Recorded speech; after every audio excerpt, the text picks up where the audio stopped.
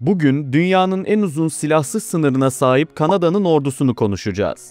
Amerika ile Kanada arasında 8891 kilometrelik çok uzun bir sınır hattı var. Bu hatta silahlı hiçbir unsur yok.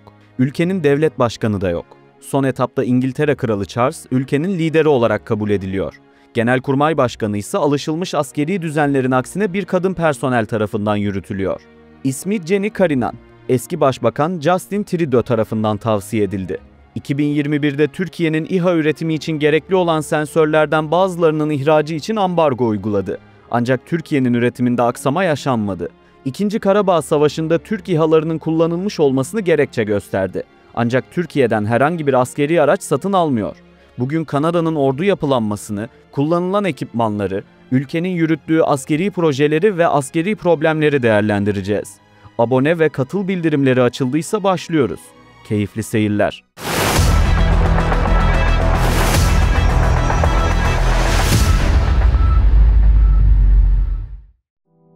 Ordunun yapısıyla giriş yapalım.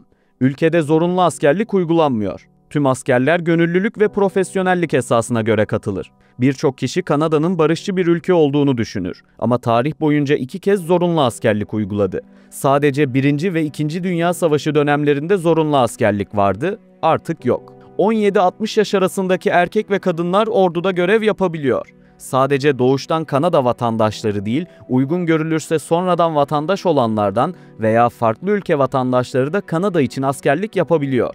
Ancak sonradan alım için genellikle üstün kabiliyetleri olanlar veya askeri değişim programı için Kanada'ya gelenler tercih ediliyor. Her koşulda 3 ila 9 yıl arası askeri hizmet süresi zorunluluğu var. Başkomutanlık makamında sanılanın aksine devlet başkanı veya başbakan değil, İngiltere Kralı 3. Charles bulunuyor. Çünkü Kanada anayasal monarşi ile yönetiliyor. Ülkenin kuruluş anayasasının 15. maddesinde tüm askeri güçlerin başkomutanlığı kraliçede devam edecektir açıklaması yer alıyor. Bu durum 2. Elizabeth'in ölümünden sonra kral olarak değiştirildi. Ayrıca ulusal savunma yasasında da Kanada ordusunun kralın silahlı kuvvetleri olduğu yazılıyor. Ordu 3 kuvvetten oluşuyor. Bunlar kara, deniz ve hava kuvvetleri. Birleşik Krallık bağlantısı sebebiyle tüm kuvvetlerin başında kraliyet unvanı var. Ancak karışıklık olmaması için biz temel biçimde aktardık. Yaklaşık 42.900 askerin bulunduğu tahmin ediliyor. 22.500'ünün kara kuvvetlerinde, 8.400'ünün deniz kuvvetlerinde, 12.000'inin hava kuvvetlerinde görevli olduğu varsayılıyor. Yaklaşık 27.500 kişi ise rezerv personel olarak ayrıldı. Aktif görevde değiller. Ordunun bütçeden aldığı paydan bahsedelim. 2021-2025 arasını değerlendireceğiz. 2021'de %1.3, 2022'de %1.2, 2023'te %1.3, 2024'te %1.5 ve 2025'te %2'lik pay ayrılmış. Global Firepower Index'in araştırmasına göre 145 ülke içinde 28. sırada. Ordunun kullandığı ekipmanlara geçelim. Kara kuvvetleriyle başlayacağız. Tabanca olarak NATO standartlarında üretilen Sig Sauer P320 kullanılıyor. Kanada'daki versiyonu C22 olarak adlandırıldı. Piyade tüfekleri konusunda tüm ihtiyaçlar Kanada üretiminden karşılandı. Colt Kanada C7A2 ve C8A3 tüfekleri tercih edildi. Ana muharebe tankı olarak Leopard serisi kullanılıyor. 20 adet 2A6M ve 54 adet 2A4 envanterde. M113A3 serisi zırhlı personel taşıyıcılar Amerika'dan satın alındı. 135 adet bulunuyor. Ayrıca Kanada'nın kendi imkanlarıyla ürettiği Bizon model zırhlı araçlar da mevcut. Piyadelere gözlem desteği vermek içinse Coyote model zırhlı araç geliştirildi. Kanada üretimidir. Piyadelere muharebe alanında destek amacıyla ise LAV 6.0 aracını ürettiler. Yeni nesil versiyonu olan LAV 6.0 ACSV'ler de kullanılacak. 360 adet sipariş verildi. Teslim süreci 2021'de başladı. Textron TAPV aracı da gözlem, personel taşıma ve devriye görevlerinde kullanılıyor. Kanada tarafından üretildi, 500 adet envanterde. Topçu ve obüs sistemlerinden bahsedelim. L-16 havanı Birleşik Krallık'tan satın alındı. 218 adet bulunuyor. C3 yakın destek obüsü de Amerika'dan satın alındı. 93 adet bulunuyor. Fransa'dan 28 adet LG-1 Mark II obüsleri de temin edildi. 2005 yılında hepsi modernize edildi. Eldeki M777 obüslerinin tamamı Ukrayna'ya destek için gönderilmişti. Ancak 33 adet yeni sipariş verildi.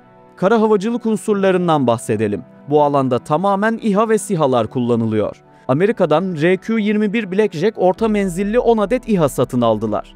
Ayrıca tekrar Amerika'dan Kanada için özel üretilen 15 adet RQ-11B Raven İHA'ları da temin ettiler.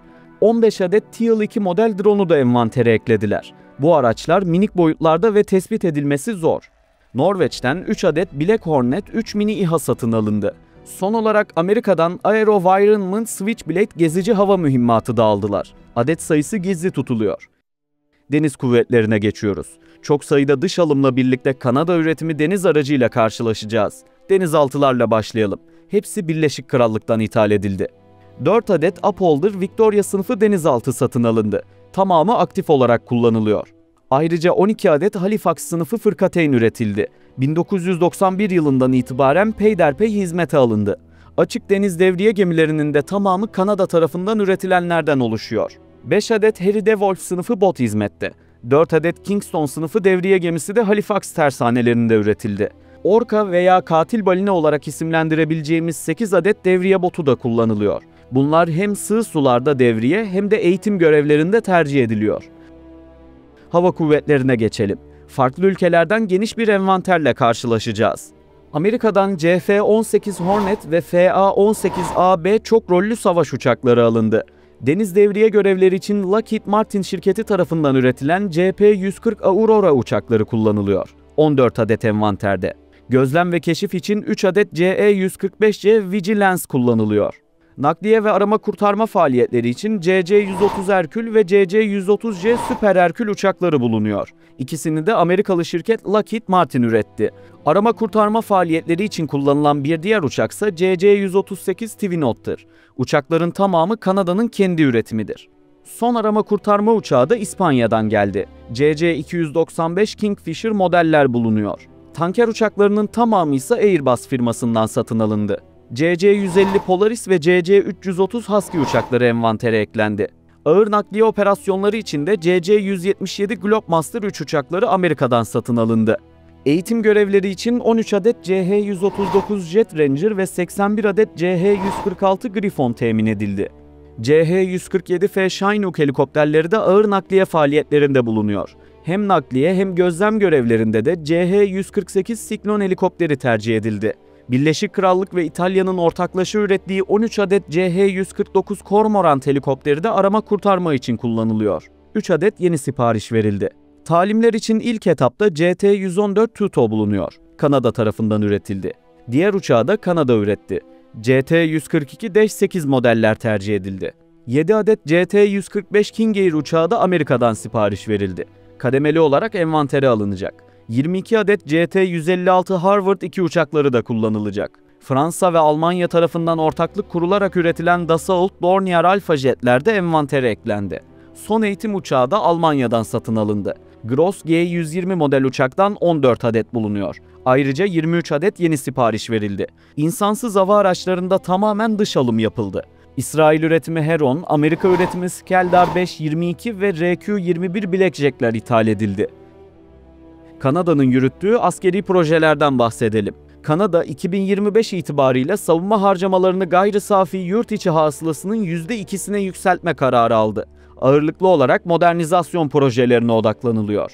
Amerika'dan 88 adet F-35 satın alınması gündemde. CF-18 uçaklarını emekliye ayırmak istiyor. Ayrıca Halifax fırkateynlerin değiştirilmesiyle ilgileniyor. Lockheed Martin tarafından üretilen Type 26'lar kullanılacak. Arktik'te kullanılması için 1 adet buz kıran gemi ve 6 adet Harry DeWolf gemisi üretiliyor. 2026 yılının sonuna kadar tüm teslimler tamamlanacak. 80 adet yeni obüs sistemi de satın alınacak. 141 adet eski tip Coyote aracını 66 adet yeni LAV 6.0 tabanlı sistemle değiştirmeyi hedefliyor. Amerika ile ortaklık kurularak yeni komuta kontrol sistemleri ve Arktik bölgesindeki askeri altyapının yükseltilmesi planlanıyor. Eldeki Leopard tanklarının modernizasyonu için çalışmalar devam ediyor. CP-140 Aurora uçaklarının da yerli üretimle değiştirilmesi için süreç devam ediyor.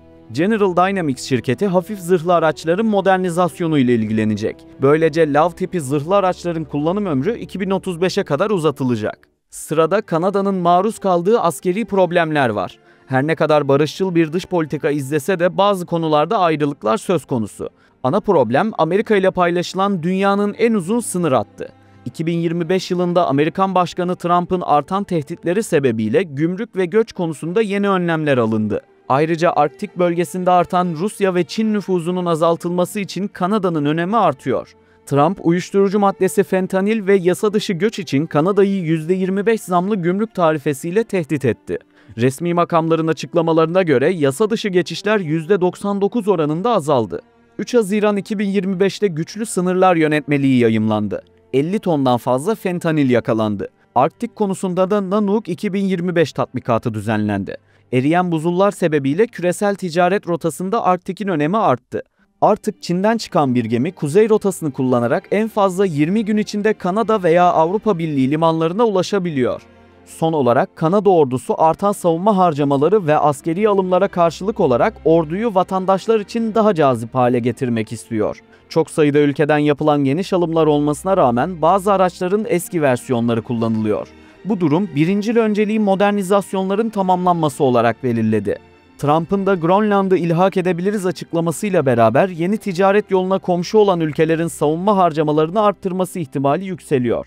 Bölgede Rusya ve Çin'in artan gücü sebebiyle Kanada'da yeni askeri önlemler gündeme gelebilir. Videoyu tamamladık. Fikirlerinizi yorumlarda bekliyoruz. Bu tarz daha fazla içerik için GZT'ye katılmayı ve abone olmayı unutmayın. İzlediğiniz için teşekkürler.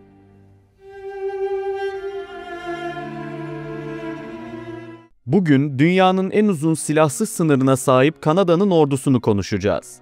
Amerika ile Kanada arasında 8891 kilometrelik çok uzun bir sınır hattı var. Bu hatta silahlı hiçbir unsur yok. Ülkenin devlet başkanı da yok. Son etapta İngiltere Kralı Charles, ülkenin lideri olarak kabul ediliyor.